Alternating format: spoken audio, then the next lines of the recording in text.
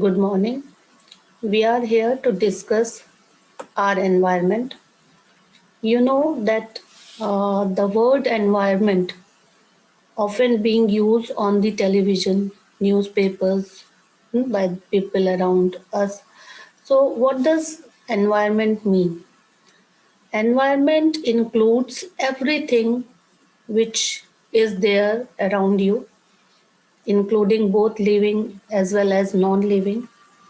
So, you can say that environment has two components, biotic and abiotic.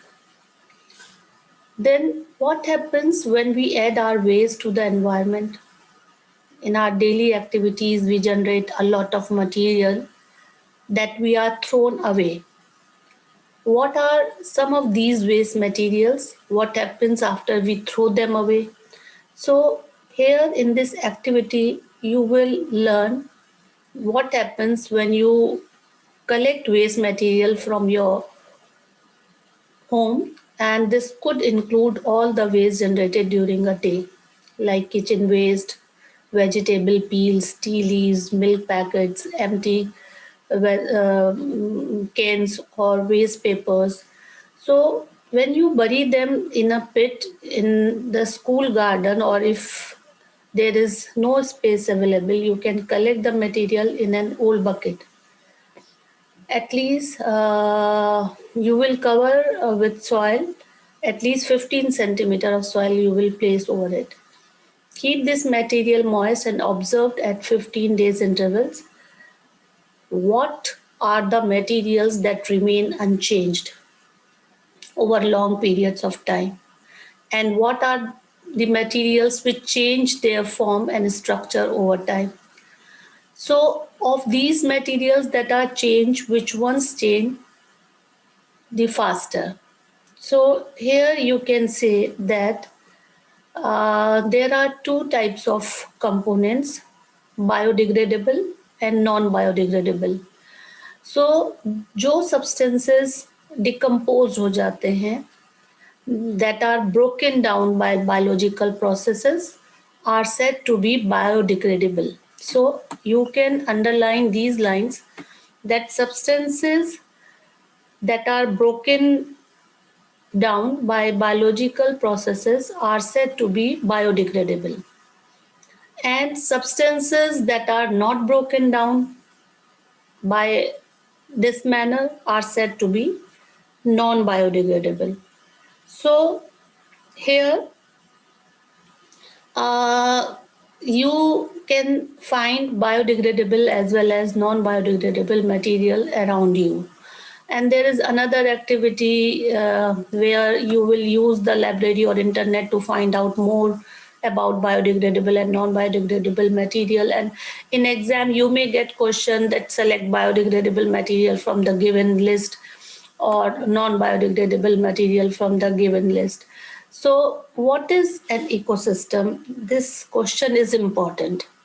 Now, since we have talked about living and non-living components of the environment, I told you that there are two types of components in an ecosystem. First, we will discuss what is an ecosystem.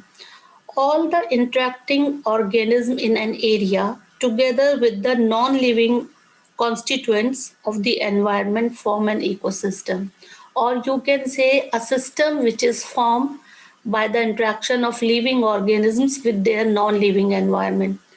तो आप ये कह सकते हैं कि एक system form हो रहा है जिसमें लिविंग ऑर्गेनिज्म के इंट्रैक्शन से non living environment, non living component से जो सिस्टम फॉर्म हो रहा है उसको हम इकोसिस्टम बोलते हैं. तो इकोसिस्टम में बायोटिक कंपोनेंट्स हैं जिसमें आप प्लांट्स, एनिमल्स, माइक्रो ऑर्गेनिज्म आ जाएंगे, एंड एबायोटिक कंपोनेंट्स हैं जिसमें physical factors like temperature, rainfall, wind, soil and minerals आ जाएंगे. So, components of an ecosystem you can say abiotic and biotic. Biotic में जब हम बात करते हैं तो तीन तरह के हम ऑर्गेनिज्म्स को डील करते हैं, प्रोड्यूसर्स, कंज्यूमर्स एंड डिकम्पोजर्स. जो प्रोड्यूसर्स हैं वो ग्रीन प्लांट्स हैं, वो खाना बनाते हैं। कंज्यूमर्स जो उनको खाएं, या जो फर्स्ट कंज्यूमर्स हैं, जो कार्निवोर्स भी हम कहते हैं उनको, कार्निवोर्स जो दूसरे एनिमल्स को खाएं, वो वाले कार्निवोर्स भी होते हैं। डिकम्पोजर्स माइक्रो ऑर्गेनिज्म्स होते हैं जो कि डिकम्पोज करते हैं ऑर्गेनिक मैटर को। सो हम कंज्यूमर्स में जो पढ़ेंगे वो हर्बीवोर्स के बारे में पढ़ेंगे, कार्निवोर्स के बारे में पढ़ेंगे, ओमनिवोर्स के बारे में पढ़ेंगे एंड पैरासाइट्स के बारे में पढ़ेंगे। तो यहाँ पर मैंने आपको बताया कि बायोटिक कंपोनेंट्स में लिविंग कंपोनेंट्स आते हैं, जैसे plants, animals, bacteria, fungi etcetera. और एबायोटिक में आते हैं नॉन लिविंग, जैसे वाटर, लैंड, लाइट, टेम्परेचर, ये सब। अब अगर हम प्रोड्यूसर्स की बात करें तो जो प्रोड्यूसर्स हैं वो ग्रीन प्लांट्स हैं या ब्लू ग्रीन एल्गी हैं। ये क्या करते हैं, ये प्रोड्यूस करते हैं their own food using abiotic components. तो ये फोटोसिंथेसिस के जरिए अपना फूड मैन्युफैक्चर करते हैं, इसलिए इनको प्रोड्यूसर्स बोलते हैं। कंज्यूमर्स वो एनिमल्स हैं जो डिपेंड करते हैं प्रोड्यूसर्स पे डायरेक्टली और इनडायरेक्टली फॉर देयर फूड। तो आप कह सकते हो कि कंज्यूमर्स जो हैं, जो डिपेंड करते हैं प्रोड्यूसर्स पे डायरेक्टली और इनडायरेक्टली फॉर देयर फूड। तो कंज्यूमर्स को फिर से हमने क्लासिफाइड किया, जिसमें हर्बीवोर्स आ जाते हैं और कार्निवोर्स आ जाते हैं, ओमनिवोर्स आ जाते हैं, पैरासाइट्स आ जाते हैं। तो जब हम बात करते हैं हर्बीवोर्स की, तो हर्बीवोर्स में प्लांट ईटर्स आते हैं। तो जो प्लांट ईटर्स हैं वो हर्बीवोर्स हैं। और प्लांट ईटर्स में जैसे गोट आ गया, डियर आ गया। कार्निवोर्स जो कि मीट ईट करते हैं, मीट या फ्लैश ईटर्स होते हैं, जैसे टाइगर, क्रोकोडाइल। ओमनिवोर्स जो बोथ प्लांट्स और एनिमल्स को खा सकते हैं, जैसे ह्यूमन बींग्स। तो यहाँ पर जब हम पैरासाइट्स जो होते हैं वो दो तरह के होते हैं, या तो किसी ऑर्गेनिज्म की बॉडी के ऊपर रहते हैं या बॉडी के अंदर रहते हैं। तो पैरासाइट्स जो होते हैं live on the body of host and take food from it, जैसे लाइस है और कस्कटाइट प्लांट है जिसको पैरासिटिक प्लांट बोलते हैं। तो यहाँ पर इकोसिस्टम में आपने दो कंपोनेंट्स की बात की, दो कंपोनेंट्स में बायोटिक में प्रोड्यूसर्स एंड कंज्यूमर्स की बात की। अब हम बात करेंगे फूड चेन की। डिकम्पोजर, जैसा कि मैंने पहले ही बताया था, वो माइक्रो ऑर्गेनिज्म्स हैं जो डेड प्लांट्स एंड एनिमल्स को डिकम्पोज कर देते हैं, जिनकी बॉडीज को डिकम्पोज कर देते हैं। ये इसमें बैक्टीरिया एंड फंजाई आते हैं। And these help in the replacement of natural resources. तो बहुत इंपॉर्टेंट होते हैं decomposers.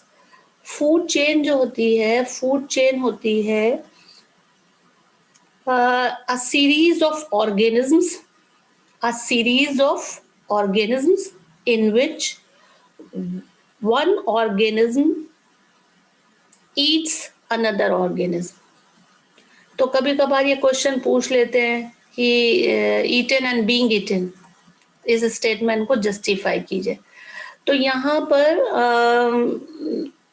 a series of organisms in which one organism eats another, ये फूड चेन है।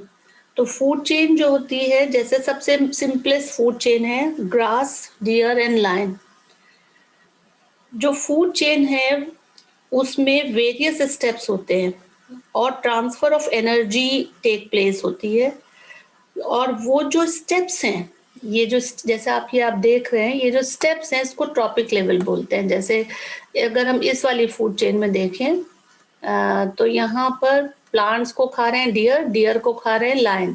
तो ये जो स्टेप्स हैं ये ट्रॉपिक लेवल कहेंगे, ये ट्रॉपिक लेवल्स हैं। तो एनर्जी जो फ्लो हो रहा है बिटवीन ट्रॉपिक लेवल्स वो यूनी डायरेक्शनल है, तभी एरो एक तरफ बनाते हैं। अगर आपने एग्जाम में ये बात का ध्यान नहीं रखा कि एरो नहीं बनाए तो आपके मार्क्स डिडक्ट हो जाएंगे। तो आपको एरो इसी डायरेक्शन में बनाना है जिस डायरेक्शन में एनर्जी फ्लो कर रही है। ये दूसरी फूड चेन है। ग्रास को ग्रास हापर खा रहे हैं, उसको फ्रॉग खा रहा है, फिर स्नेक, फिर वल्चर। इसी तरह से ये प्लांट्स को, इंसेक्ट्स, फिश, ये एक्वेटिक फूड चेन के, और ये क्रेन बर्ड है जो फिश को खा रही है।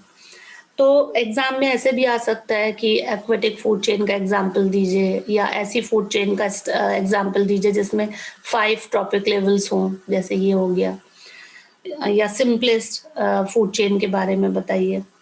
तो जो फ्लो ऑफ एनर्जी है वो यूनिडायरेक्शनल है, और जो ग्रीन प्लांट्स हैं वो 1% ऑफ सन एनर्जी को कैप्चर करते हैं, सनलाइट को कैप्चर करते हैं क्लोरोफिल की मदद से।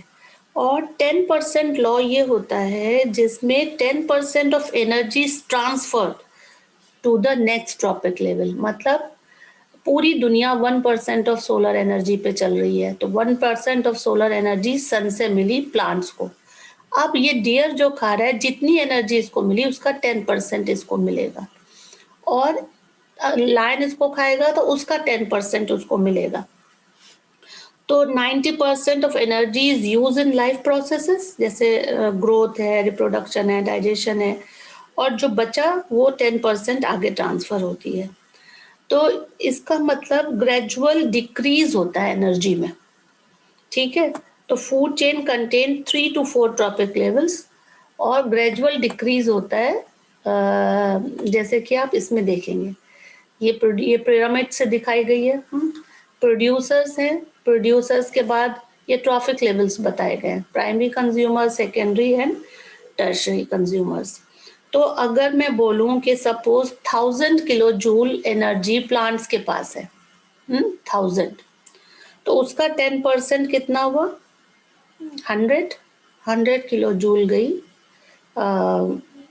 प्राइमरी कंज्यूमर्स का, उसका 10% 10 किलो जूल गया सेकेंडरी कंज्यूमर्स तक, और सिर्फ 1 किलो जूल जाएगा टर्शरी कंज्यूमर्स को। ये कहलाता है 10% लॉ। बायोलॉजिकल मैग्निफिकेशन एक टर्म है जो बहुत बार एग्जाम में पूछी गई है। बायोलॉजिकल मैग्निफिकेशन होता है the concentration of harmful chemicals increases with every next trophic level in a food chain, and this is called biological magnification. तो जैसे अगर हम बात करें, मैक्सिमम कंसंट्रेशन जो है वो टॉप कंज्यूमर में आएगा, क्योंकि उसको तो कोई खा नहीं रहा है। जैसे अगर हम ह्यूमन बींग्स को करें तो ह्यूमन बींग्स में हार्मफुल केमिकल्स का एक्यूमुलेशन सबसे ज़्यादा होगा।